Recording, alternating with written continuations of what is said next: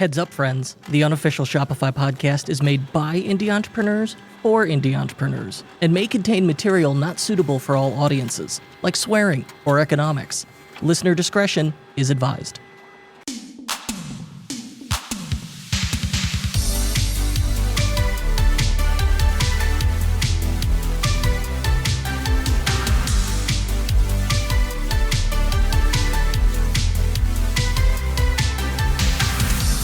Welcome back, my friends. Today on the unofficial Shopify podcast, we are going to talk to none other than the DTC guy. We'll find out, did he give himself that moniker, or was a DTC council convened to bestow it upon him?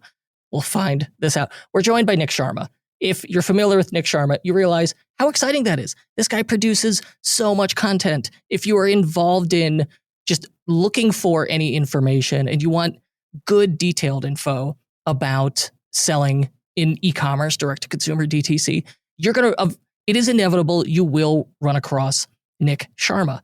And similar to Gary Vee, it's like, there's so many Nik Sharmas. What flavor of Nik Sharma do you get? I prefer the Nik Sharma newsletter. Like, that's my Nik Sharma is in my inbox. But I want to hear the story from him. When someone does so much and produces so much, what stands out to them? What do they prioritize? What is important to them? That's what we're going to find out today. And so Nik Sharma, CEO of Sharma Brands, joins us today to discuss it. I, of course, am Kurt Elster. Check nasty. Your host. And Mr. Sharma, thank you so much for joining us. Excited to be here. I've also got one of these fancy buttons as well. I love that sound. It doesn't give me goosebumps anymore, but still an exciting and pleasant noise. So Nik, where are you located, my man? New York City, Big Apple. I love New York. I will go out there in April. I'll head back out to New York. Nice. Yeah, it's beautiful here. You're a lot of things: operator, investor, advisor, the DTC guy. How do you see yourself? I see myself as, the CEO of Sharma Brands. And Sharma Brands is essentially a consulting and execution firm for CPG companies. So our primary focus is brands that are generating, $50 to $500 million a year. That's sort of our sweet spot. And our team does everything from strategy and research all the way through, paid media, ad creative, CRO, email, site design, site development. We're basically a full service digital shop. We sort of started this whole thing started because I was just freelancing. And, I'd go into a company and they'd say, hey, we want to go direct to consumer. Can you help us do that? Can you go find the web agency? Can you figure out the ads? Can you figure out what our acquisition offer is? Figure out our retention strategy, and manage it all on our behalf. That's what we want to pay you for.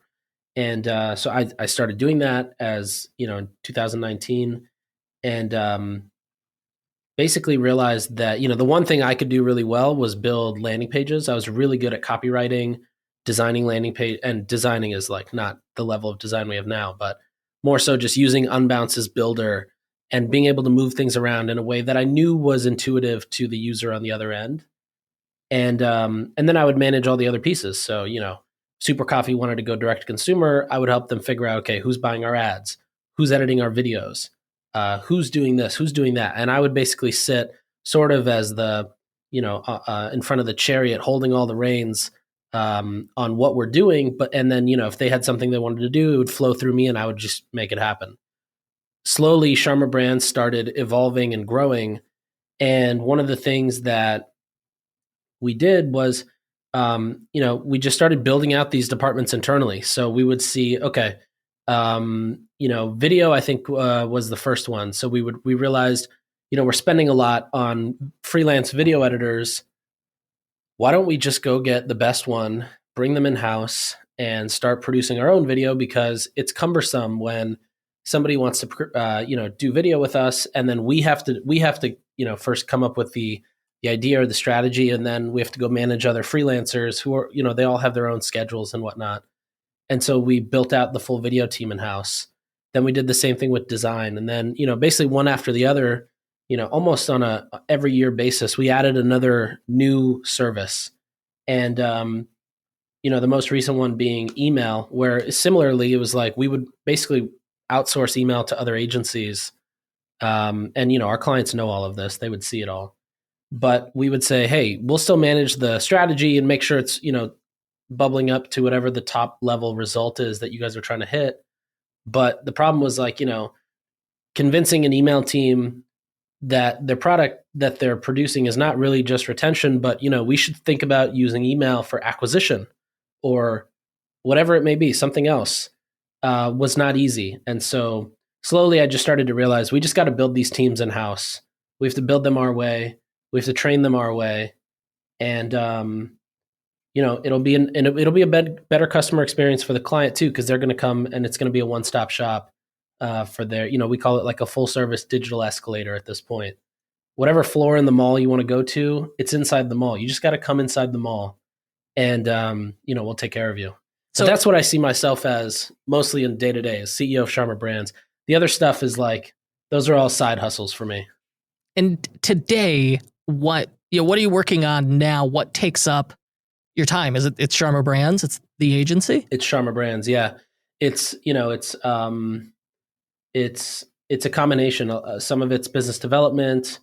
Some of it's, internally, how are we becoming better, stronger, smarter, faster, more efficient? Some of it is figuring out, okay, what is that next arbitrage or what is that next opportunity that we can jump on before, any of the other agencies or any of our clients will jump on for, another 6 to 12 months. But yeah, a lot of it too is just like, I don't even know, like internal meetings, basically, like, how do we get better, stronger, faster? And so I try to focus my time on the things wherever I have like the most leverage. And then the things that I don't, at this point, it's great. I can just, somebody else can do it. You could pay someone else to worry about it or delegate it. Yeah, exactly. In fact, last year I hired somebody whose entire job is basically to do the things that I need to do that don't require my active thinking. So if it doesn't require my active creative thinking, but it's something that needs to come from me, HR, contracts, legal, like I just don't have to deal with it. Somebody else is now entirely tasked with being me, but not thinking like me, if that makes sense. You started this in Sharma Brands 2019? Mm-hmm. Looking back, it's 5 years now. Some exciting things happened in the last 5 years. From your perspective, like what's the big thing that has changed? Or are we just on the same trajectory we were? I think to some extent we're on, if you look at that one graph that you might be thinking of in your head with the little bump in COVID and then the dip after COVID, in that sense, I think we're still on the same trajectory. But I do think from a standpoint of consumer habits, how consumers view things, how they look at ads, how they interact with brands, how they perceive things, I think a lot of that has evolved a lot. And that was definitely accelerated by the pandemic. A lot of the things that from a marketing standpoint maybe used to work during the pandemic, like just don't work now. Cutting through the noise has become a lot harder because the noise has bullshit filters in front of it from consumers. So I think in that sense, it's changed a lot. One of my favorite examples is we launched this brand called Jolie, which is a shower head company. And today there's probably, 6 to 10 different competitors that have popped up that basically sell the same thing. One of them, I'm almost 100% confident, reads my newsletter, takes all the tips there, and has built a landing page to perfection to compete with Jolie. I'm almost positive they read the newsletter because of the things that are on that landing page. Like, this is just too on the nose. Yeah. It hit in one of the newsletters, I definitely talk about every single section in the landing page. It had every section in the same order. And so, anyways, the point there is, with that filter that consumers have, nobody knows what the other showerhead companies are. It's not easy to cut through the noise anymore as it was before. You have today, multi-$100 million fashion companies launching new brands. Nobody's ever heard of them. Nobody's probably going to hear of them because it's not as easy as it used to be. And I think the cutting through the noise, that's the hardest part. unless you're spending, I know of one brand that spends, probably $8 to $10 million a month on advertising, just strictly lower funnel advertising. But they have no brand. They're the only ones that I know who have gotten through it or gotten away with not building that sort of brand or that top of funnel. But I think for 99.9% of people, you have to figure out how to first cut through that noise and become interesting before you can even have the audacity to go sell product. Okay, I want to talk about brand building with you. I want to talk about storytelling, but one quick follow up. I mean, you mentioned Jolie, the showerhead brand. You've got quite a few brands in the portfolio. If I pick a favorite, it's Judy, the emergency kit brand. I love the branding. I love the idea. And I believe it was an Oprah's favorite thing, an OFT. Yeah, I think twice. Are there? Oh, twice. That's impressive. So with that big portfolio, are any of those brands your baby? Which is your favorite? A company that I would drop everything and go work for is called Cadence. They make these incredibly beautiful travel capsules, mainly for women who are traveling, or maybe, you go sleep over at a friend's house. You need to take your skincare routine with you. You take your moisturizer, your cleanser, your shampoo, whatever. Basically, it allows you to take your routine anywhere. And they're pretty. They're hexagon. They magnet together, right?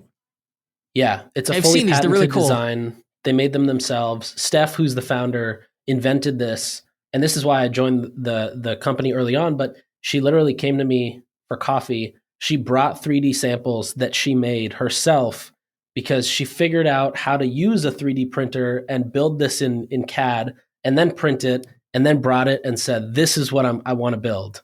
I love those people. And then she patented the thing, and then she actually made it work. And she was a one-person team up until, probably, I think definitely at least the first 10 million in revenue. It was just her. She's another just incredible story of somebody who has built a brand that I'm very proud to be associated with. I've heard there's already some recurring themes here. You seem to have a preference for small teams, people who bootstrap, people who could DIY it. Do you think that's where brands often go wrong? Like hiring too early? Yeah, for sure.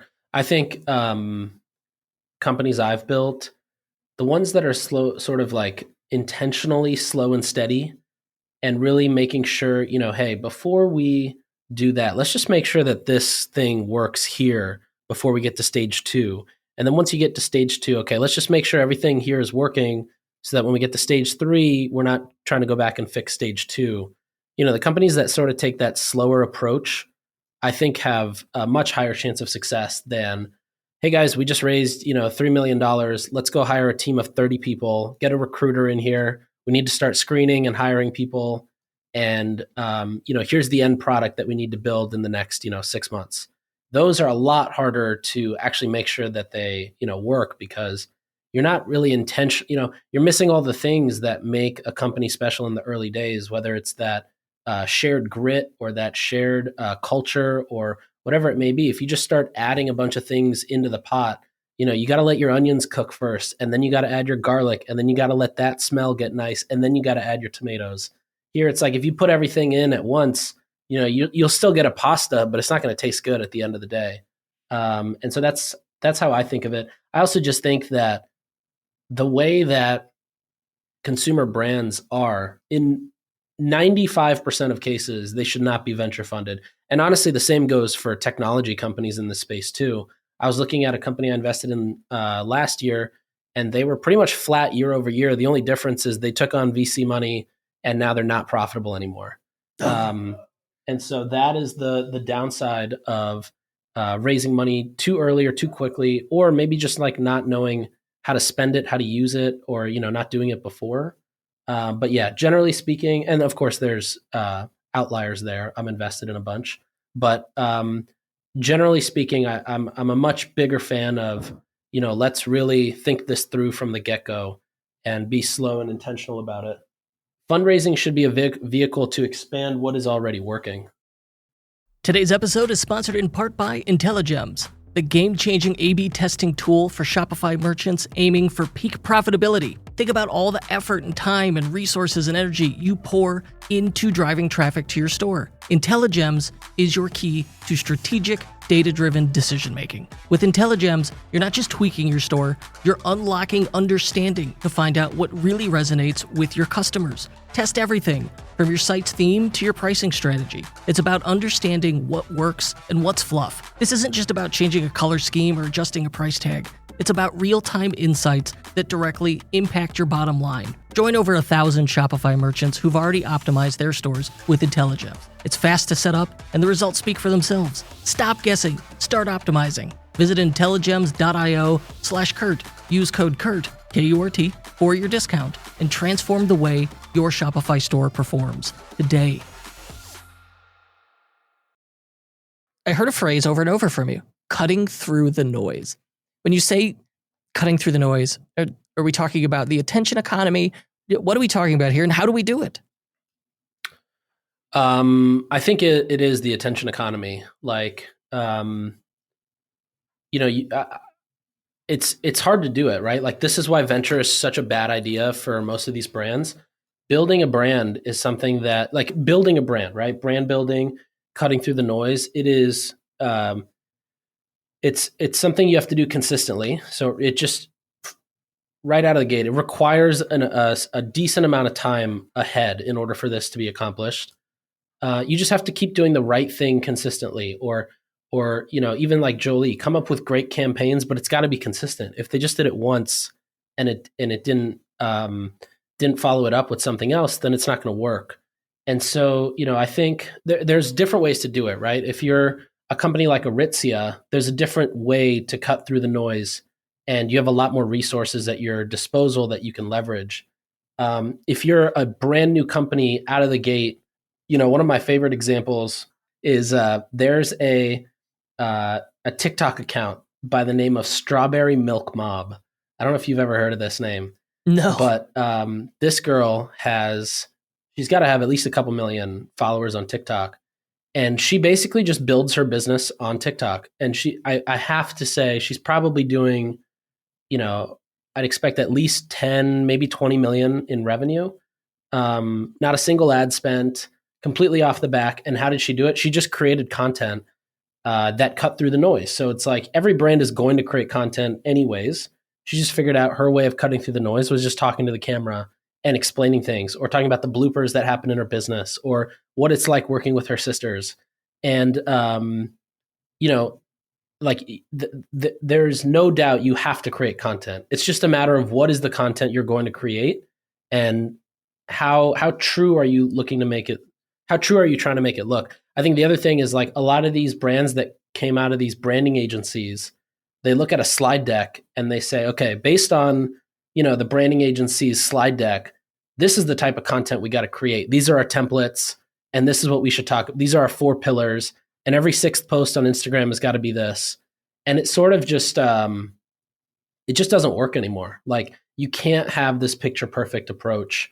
And, even if you're building like a luxury fashion brand or whatever it may be, there's variations of it that still work for that, that type of brand. But in general, I think the brands that are a lot more true and real, and sort of like you're kind of talking to the founder through the content, not necessarily that the founder has to be in the content, but that's the style of content, or the way that the content is put through, is, I think, the way to cut through. And so you think the place where brands go wrong with storytelling is they're being too formulaic, too reserved, and it comes across as inauthentic. Yeah, it's like, we believe that everyone should live pit-free and be proud of their body odor. Who's we and who is everyone? I don't want to be a part of that whack-ass group. Just give me deodorant that smells good, and tell me why it smells good, and tell me why you started it. Maybe there's a connection there. Yeah, just a lot more authentic.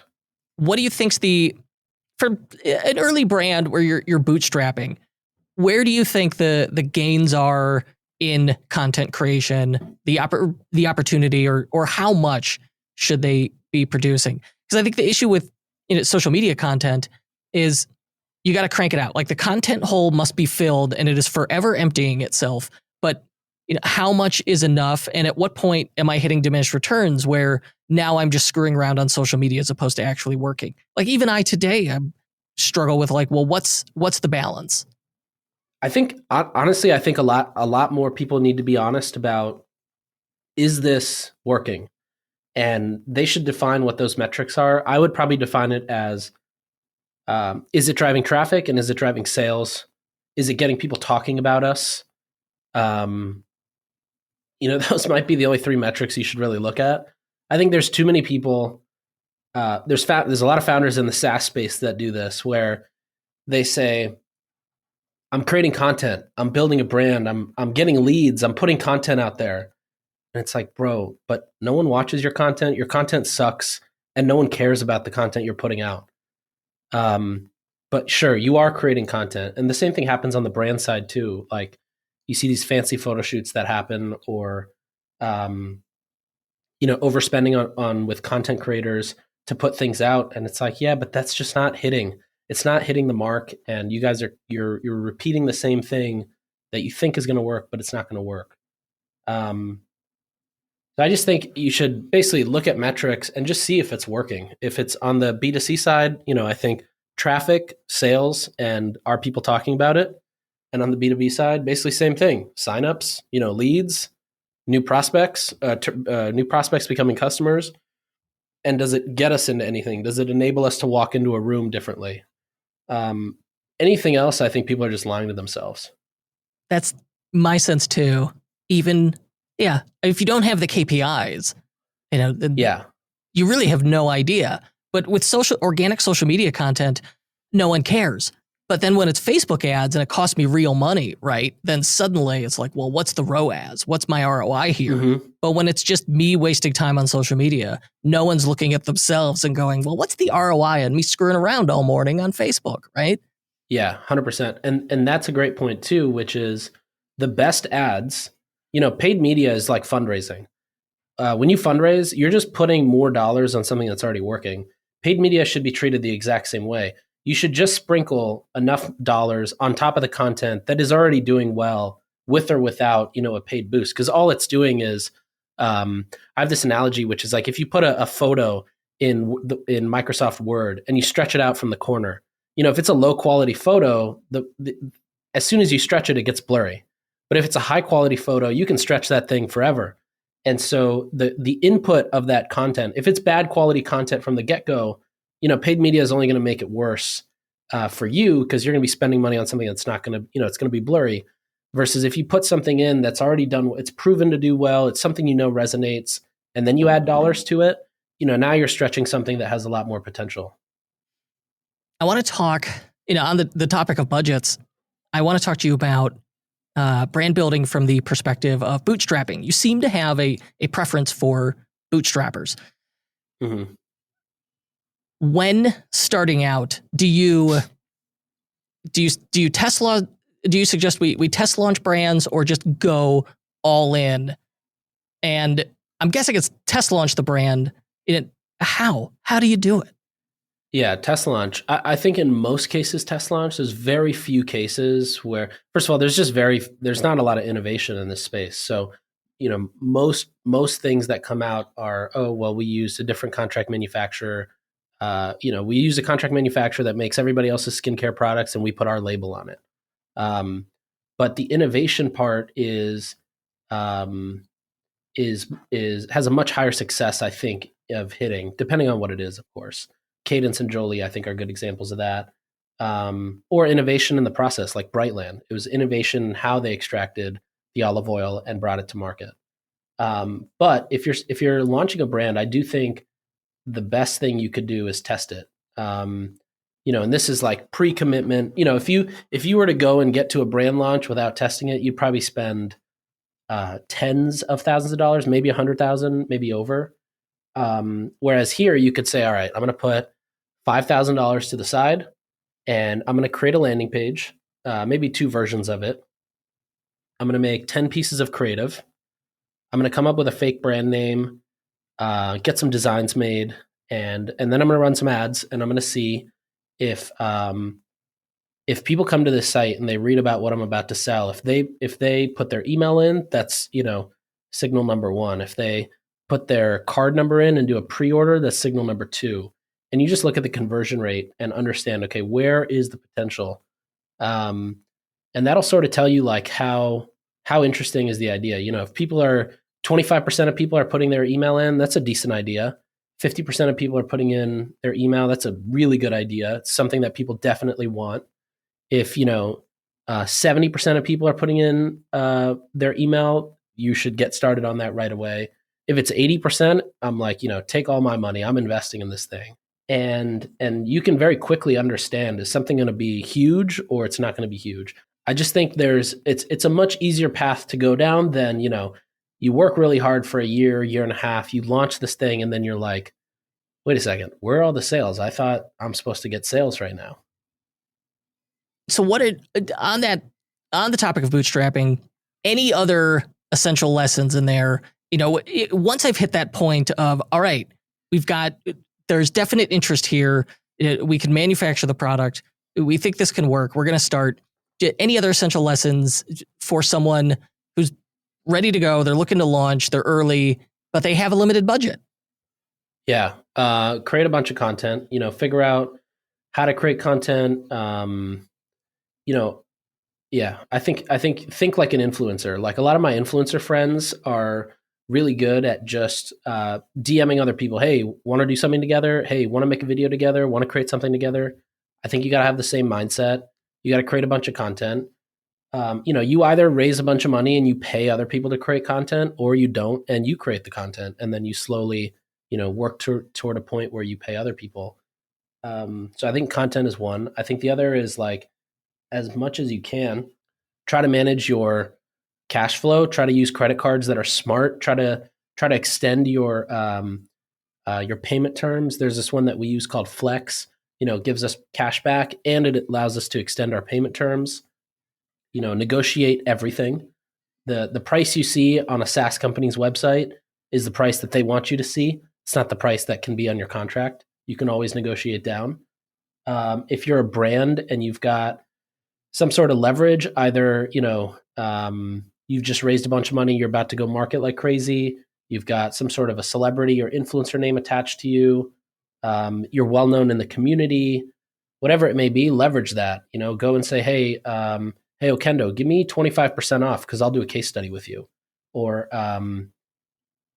I just think anything that's a number is up to interpretation, basically. Go negotiate everything, consistently negotiate too. Moise says a great thing, which is when he was at Native, every $500,000, every $1 million of revenue, he'd go back to Stripe and ask him for a discount. And a lot of times they'd say no, but then of course, sometimes they say yes. And, that ended up saving him a ton of money. I imagine. Yeah. But yeah, I think those are probably my top lessons. And then the other one is, if you've got, and this is if you're raising or you're not, but your people, your team, like that's your number one priority outside of your customers, is making sure that your team is really happy. If your team is happy, everything else works out perfectly. It's like, if you can create the perfect environment, that creates the perfect system, which creates the perfect processes, which creates, happy people. And so, that's great advice. Investing in the team and making sure that there's a good culture is very underrated. Did you know that most Shopify stores are leaving 10 to 20% of their revenue on the table with every single purchase? Each year, Shopify merchants make New Year's resolutions to increase profits, but they overlook one crucial aspect: maximizing every order with upsells. That's like breaking your promise on day one, but you could turn that resolution into reality with Zipify One-Click Upsell. One-Click Upsell is the secret weapon Shopify merchants are using to unlock extra revenue on every single sale. I've seen this app transform stores, doubling their revenue. In fact, One-Click Upsell has already helped merchants like you make $500 million in extra upsell revenue for your stores. Zipify OCU is the original Shopify upsell app, and it's been boosting AOV, that's average order value, since 2016, thanks to its seamless integration and intuitive upsell funnels. With the most upsell placements, AI-driven copy suggestions, and mobile-friendly designs, it's no surprise that the average OCU user increases revenue 10 to 15% as soon as they set up the app. The new year brings new opportunities, my friend. So start your 2024 strong with the app that makes your revenue goals a reality. Zipify one-click upsell. Go to zipify.com/Kurt and start your 30-day free trial today. That's zipify.com/KURT to try Zipify one-click upsell for free. Don't just make resolutions, make profits. Add Zipify one-click upsell today and kick off the new year with a lot more sales. All right, so getting into retail is its own adventure. I want to know, once you're in retail, the brands now, especially like Target, will come to you and say, look, your first month in here, we want to see how this sells through, so you got to promote it. Like, they're not promoting it for you. They gave you the placement on the shelf. That's the honor, right? That seems to be the approach. How do you drive sell-through? Yeah, so one is, if you're not ready to go into retail, meaning if you're not incredibly confident that your product will sell out in retail, it's not even worth going in, because you get one shot at retail. And if you can't drive sell through in retail, first they're going to move you down on the shelf. So if you started around eye level or chest level, you're going to get to the bottom of the shelf in height. And then if you can't move there, then they're just going to take you off. The other thing is, if you have multiple SKUs and you can't move multiple SKUs, like let's say you have a cleanser, a serum, and a moisturizer. You can only move the moisturizer, but you can't move the cleanser and the serum. Target's going to look at that and say, your brand is not moving. You're going to get penalized in the same way as if you're not selling any of your units. So one is, I think you got to make sure that you have that. And then two is, I think different brands have done it different ways. Obviously, if you're a celebrity brand, it's much easier to drive traffic in store. If you're a non-celebrity brand, I've seen brands do it a couple different ways. One is just using social media. So, I think Poppy is probably the best example there, where they just created a bunch of awareness organically on TikTok, just saying, hey, we're in retail and you should go check it out. And that did really well for them. IMI did a really good job leveraging a Facebook group they built of ramen lovers and ramen customers who could, as soon as they launched in Whole Foods, the stores, the shelves were basically sold out. I've seen other companies where they use, some online software to basically collect people's phone numbers, and they'll say, hey, we're going to text you a coupon. You go to the store, you use the coupon, you get a discount on your product, or vice versa. I've heard go about to the store, this. buy it. This one I've heard works. Yeah, this one does work well. Text us the receipt, and we'll give you a rebate for that amount. I've seen, a friend of mine who worked at a huge supplement brand used to do something where he would even get a Shopify order, and it would go through a rules. So it would say, okay, if Shopify order is based in San Diego, well, we know that Costco carries our product in San Diego. So mark the order as fulfilled, go to Instacart, build the order in Instacart. That way somebody's actually going to Costco, picking up the order, scanning it at checkout and leaving. That person's still getting their order. And Costco is now seeing sell-through on the shelves. And that person got their order same day. Same day, yeah. And so there's tons of different ways, I think. It really just depends on, obviously, when you first sit down, you're like, okay, how are we going to drive retail sales? It's like, well, I don't know. Should we run ads somewhere? But you just got to get somewhat creative. Again, it comes back to like cutting through the noise. Like, how do you get creative to the point where you have this like top 1% idea that might work. It may not work, but at least you have something to go test. I love that. All right, so we started talking about tools a little bit there, and some interesting outside the box thinking that I loved. What's your DTC tech stack? What tools are you using consistently? Oh man, I'm gonna get a lot of hate for this one. Let's see. I mean, Shopify, go-to for the CMS. Exactly, cha-ching. Let's see, for subscriptions, depending on the brand, if they want something that's sort of set it and forget it, set me up with a subscription and I don't want to have to worry about it. We use Smarter. If it's set us up for a subscription, and also we have one or two people whose full-time job is subscription optimization, because that's a big part of the business. We use Stay. For SMS, we use Postscript. Email, we use Klaviyo. Although I have been very intrigued to check out SendLane, and I think we have a client we're helping migrate to SendLane, so I'm excited for that. And then what else is there? Yeah, like Okendo we use for a lot of reviews, and they have a whole suite of tools now that we've been using. Triple Whale, North Beam, depending on the brand, it's usually just preference which one they like. Yeah, I think that's pretty much it. Those are kind of the main ones. Any preference on, say, like reviews apps? Okendo. Okendo. I'm also an investor, but I prefer Okendo because I'm the one Indian who can't code, and Okendo makes it very easy to implement and go live. We had a client who's like, oh yeah, I need help migrating to Okendo. And we didn't have to do anything because they did the entire migration for us. I was really impressed by the customer support. No, their team is great. The other thing, actually, one thing I learned early on that maybe somebody should steal and do is we made Slack channels with every possible vendor that we work with. And so, if somebody has if a client has a question, if we have a question, something goes wrong, it's like it's one Slack ping and we get the answer within, less than 10 minutes, which has been huge. Helps us, again, cut through the noise. I used to resist doing the shared Slack channels, and now I've realized, because I was at like peak Slack, like 2021, you're in like 30 Slacks, and I realize now what a missed opportunity that was. And now I'm like, those shared Slack channels, just fabulous for that quick, like, hey, we could move just quickly between synchronous, asynchronous communication without it being annoying. It doesn't have to be, the big notification nightmare. Yeah, exactly. I know one thing you're big on is landing pages.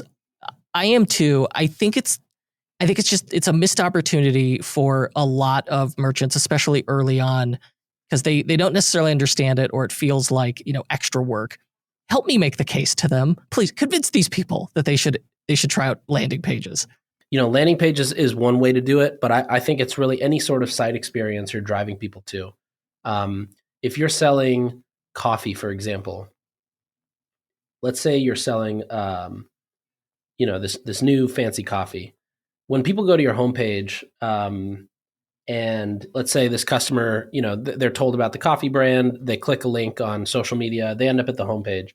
The coffee brand talks to the internet as if it's sitting in a conference room surrounded by, maybe like people in their 30s, maybe from Brooklyn or whatever branding agency they used, or whoever helped them build the site.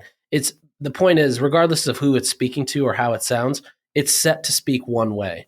You can't have a homepage speak to 12 different customer personas in one page. It just doesn't work. It's speaking to one person, whoever that person is in mind when it's the time of site creation. With landing pages, that coffee landing page might actually introduce the fact that, their coffee doesn't have acid reflux when you drink 2 cups a day. And it's hard to talk about something like that on the homepage, but if that's what your ad talked about as a reason of why it's a better coffee brand, and then you click through and you get to the homepage, there's somewhat of a disconnect there in the messaging.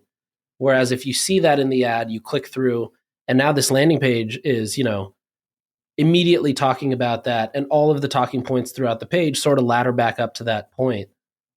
You're guaranteed to have a much better conversion rate. I mean, even on clients, the average conversion rate for a landing page is anywhere from 8 to 11% on the Sharma Brands side, and that's usually because we're making the landing page, we're also making the ads, and we're running the media. In that case, it's usually really good.